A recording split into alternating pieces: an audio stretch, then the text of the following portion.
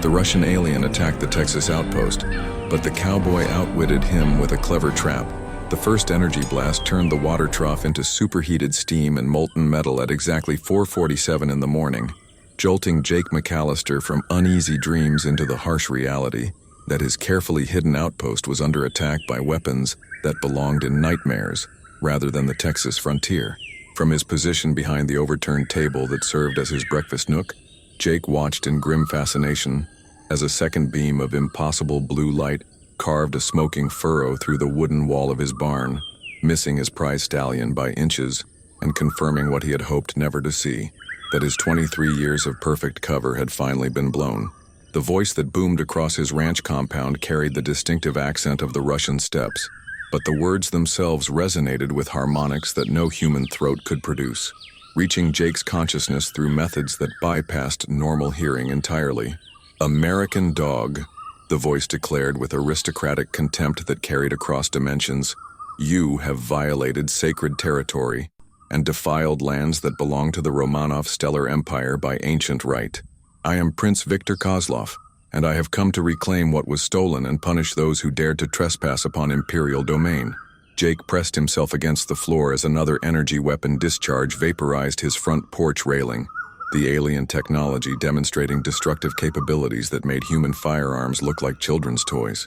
But even as his enhanced reflexes calculated angles of cover and escape routes, a part of his mind was analyzing the tactical situation with the cold precision that had kept him alive through 47 years of the most dangerous assignments in this sector of the galaxy.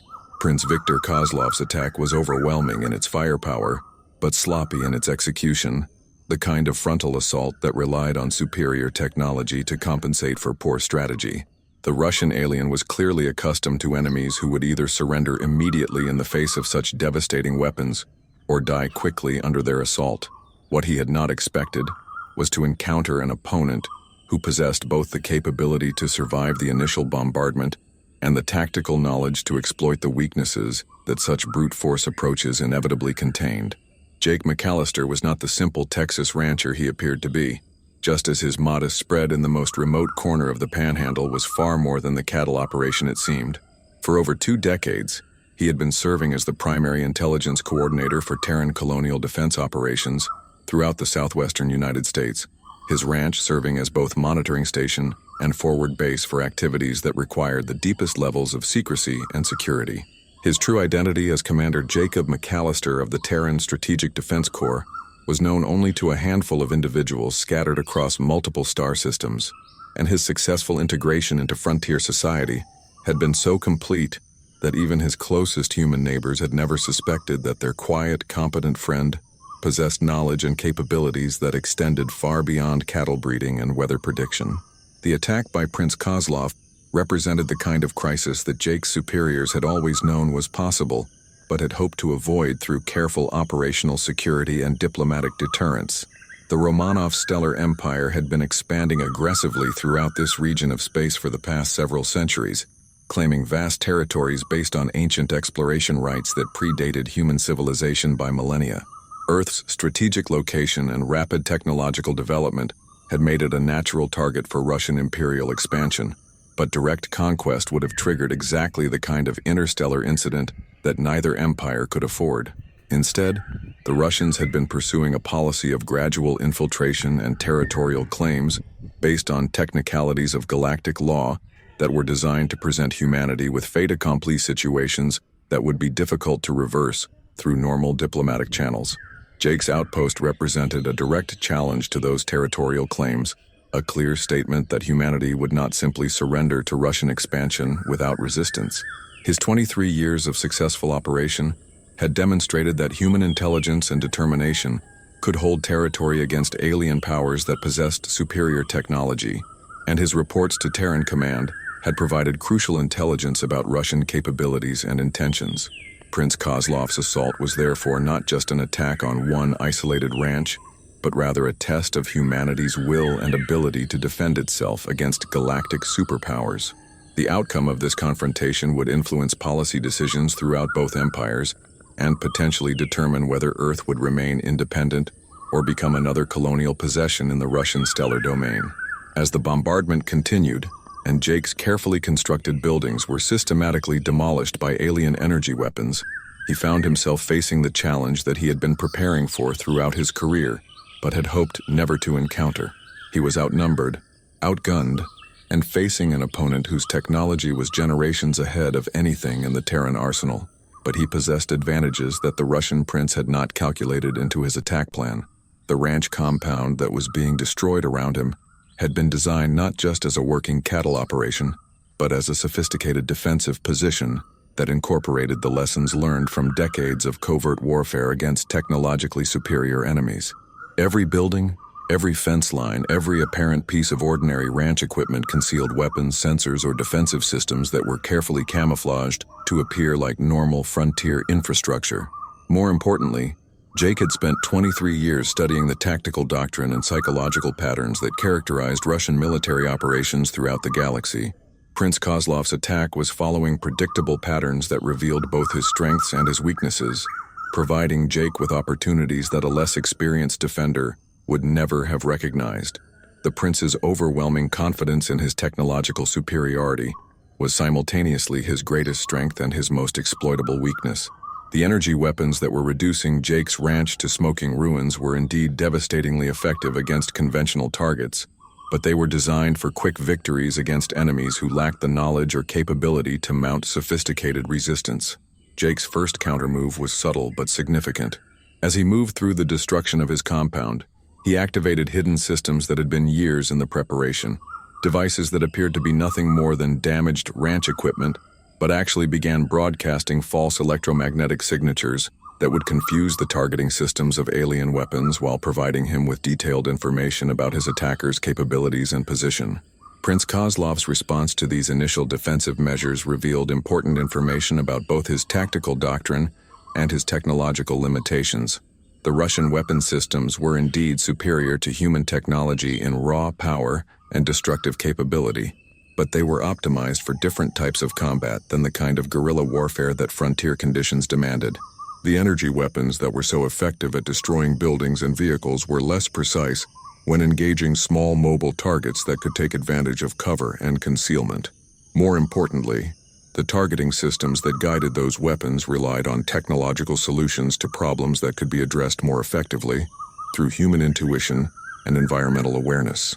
Jake's 23 years of frontier experience had taught him to read terrain, weather, and tactical situations with an instinctive understanding that no amount of advanced technology could replicate. His knowledge of local conditions, combined with his understanding of Russian tactical preferences, allowed him to predict Prince Kozlov's movements and counter his strategies in ways that frustrated and confused the alien attacker. The battle that developed over the following hours was unlike anything in the history of the American frontier, a conflict between human ingenuity and alien technology that played out against the backdrop of the Texas landscape. Jake moved through terrain that he knew better than any enemy could, using natural features and carefully prepared positions to negate the technological advantages that should have made the fight impossibly one-sided. Prince Kozlov, for his part, demonstrated the kind of persistent aggression that had made the Russian Empire successful in dozens of colonial campaigns throughout the galaxy. His attacks were relentless and increasingly sophisticated as he adapted his tactics to counter Jake's defensive strategies, but his fundamental approach remained based on the assumption that superior firepower would eventually overwhelm any resistance. The Russian prince's greatest mistake was underestimating the psychological and strategic sophistication of his opponent. Jake was not just a frontier defender trying to hold territory against superior forces. He was a professional intelligence officer whose training included extensive study of the enemy he was now facing. Every move that Prince Kozlov made had been anticipated and prepared for through years of careful analysis and planning. As the sun climbed toward its zenith and the battle entered its crucial phase, Jake began implementing the strategy that he had been developing since the first energy blast had shattered his morning routine. The plan required precise timing, careful positioning, and the kind of courage that came from absolute commitment to mission success regardless of personal cost. The trap that Jake had been preparing was not a simple mechanical device, but rather a complex psychological and technological stratagem that exploited every weakness he had identified in Russian tactical doctrine and Prince Kozlov's personal combat preferences. The execution required him to appear vulnerable while actually maintaining control of the tactical situation, a deception that could succeed only if his understanding of enemy psychology was completely accurate. The bait that he offered to Prince Kozlov was apparently irresistible, the opportunity to destroy Jake's primary communication equipment and cut off his connection to Terran command, leaving him truly isolated and helpless. The Russian prince's attack on what appeared to be Jake's last defensive position was indeed devastating, destroying sophisticated equipment that had taken years to install and maintain. What Prince Kozlov could not have known was that the equipment he destroyed was actually a decoy system that Jake had prepared specifically for this scenario.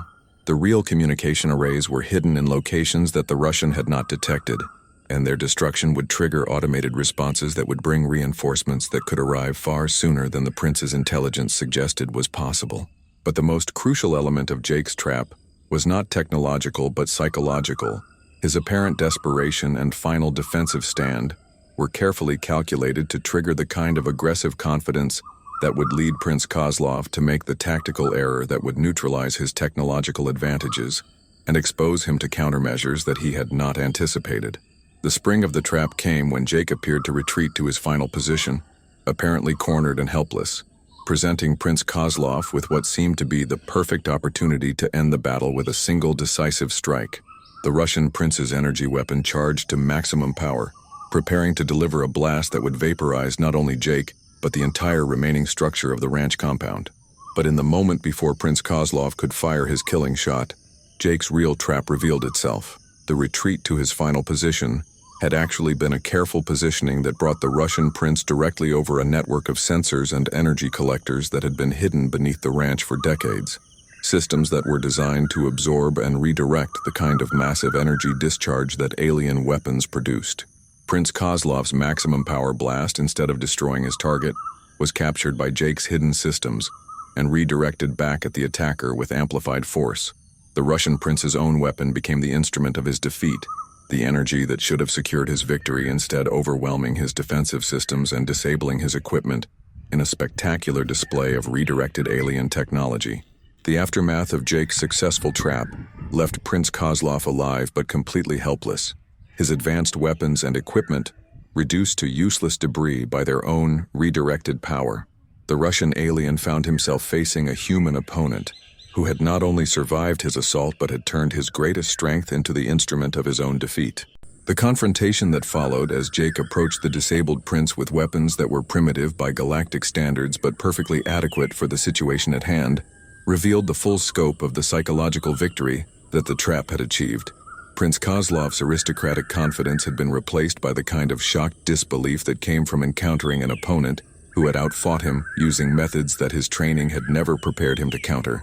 "How?" the Russian prince asked, his voice now carrying tones of genuine bewilderment rather than imperial contempt.